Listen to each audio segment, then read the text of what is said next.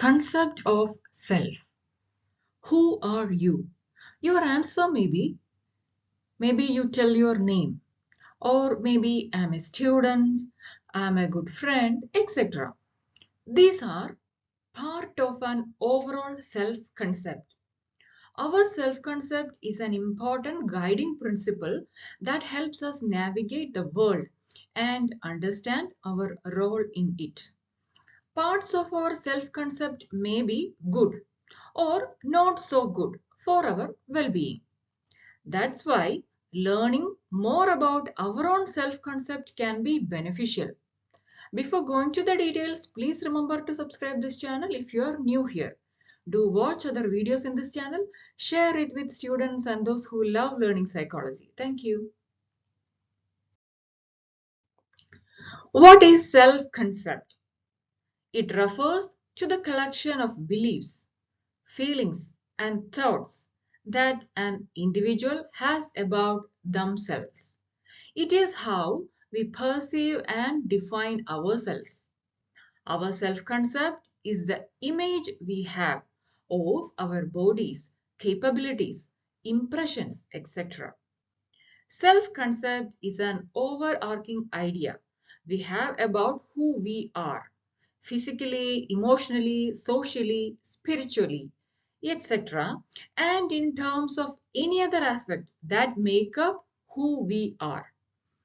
We form and regulate our self-concept as we grow, based on the knowledge we have about ourselves. It is multidimensional. Self-concept can develop in both positive and negative ways. Let's see an example of a positive self-concept. A person who sees themselves as intelligent, friendly, and reliable. This person may believe that they are skilled at problem solving and enjoy helping others. They may also value their physical appearance and take pride in their appearance. Their self-concept may have been influenced by their past experiences, relationships, such as positive feedback from friends and family about their intelligence or being praised for their helpfulness. Let's see an example of a person with negative self-concept. They may see themselves as unattractive, unintelligent, and unworthy. This negative self-concept may have been influenced by negative experiences such as being bullied or criticized, or by societal pressure to conform to certain physical or intellectual standards. The aspects of self-concept. First one, self-image. Several aspects of the self-concept also play a role in well-being. These include self-image, self-esteem, and ideal self. First, we will see what is self-image. It is the way you see yourself. It refers to the mental picture that we have of ourselves, including our physical appearance, personality traits, and abilities. Our self-image is a combination of different attributes. Personality traits, for example, introverted or kind. Then social roles, example, friend, student, etc. Like how we relate ourselves with others. Then what we know about ourselves physically, for example, tall, short, etc.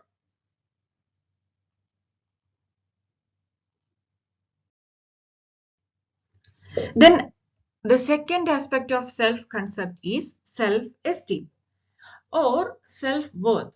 It is the extent to which you value yourself or believe you have worth. Self-esteem refers to the evaluation of our self-image and our sense of self-worth or value.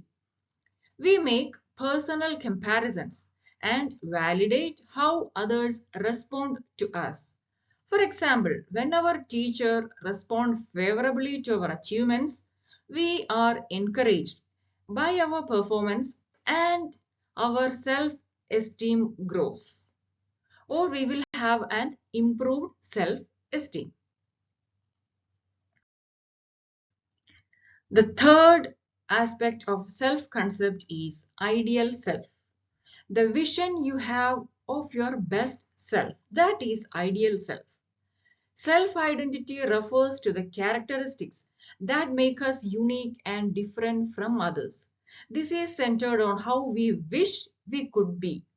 For example, if our goal is to lead a large school team someday, we create an ideal self and make a checklist of goals we want to work towards.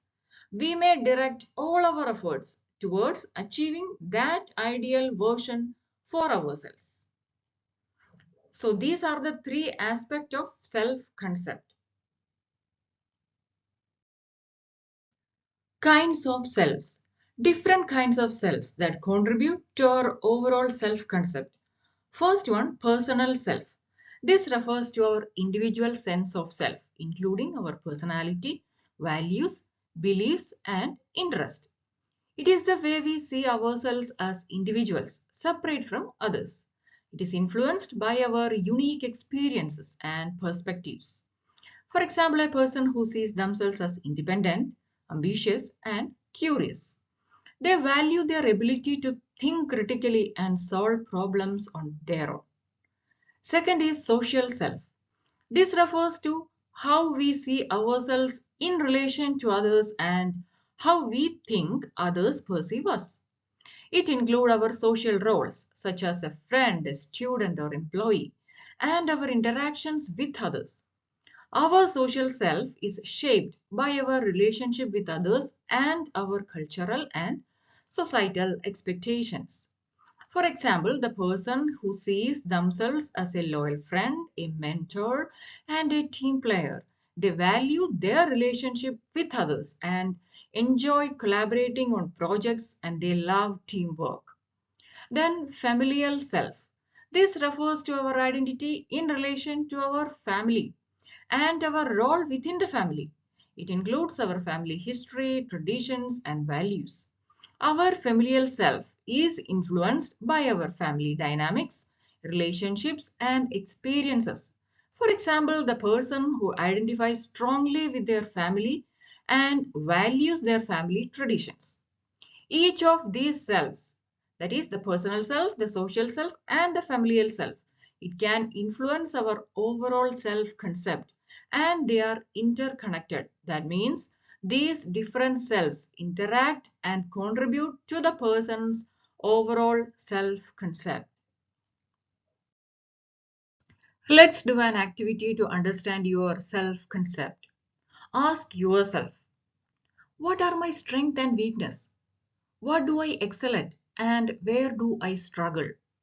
For example, you can consider yourself as a good listener or a problem solver, and you may have strong communication skills, and you may struggle in time management, or maybe difficulty in balancing commitments, priorities, etc. Then, what are my values and beliefs? What principle guide my decision making and behavior? For example, you can think and give answers like you value honesty, integrity, or you may respect others. Then you believe in hard work and perseverance, and you may prioritize education and personal growth. The third question can be, what are my interest and passion? What do I enjoy doing and what gives me a sense of purpose? Your answer can be you are passionate about music, or you may love playing guitar, etc.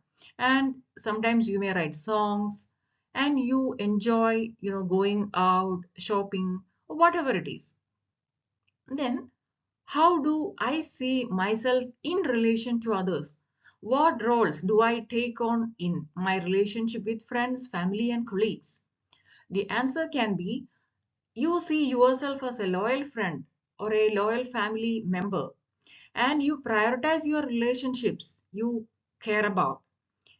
Then you may like uh, working with others, that is, you enjoy collaborating, etc.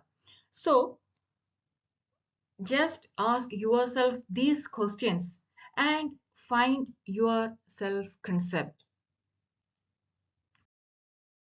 Now let's have a quick recap on what we have learned. In the concept of self, we have learned what is self-concept. Then various aspects of self-concept like self-image, self-esteem and the ideal self.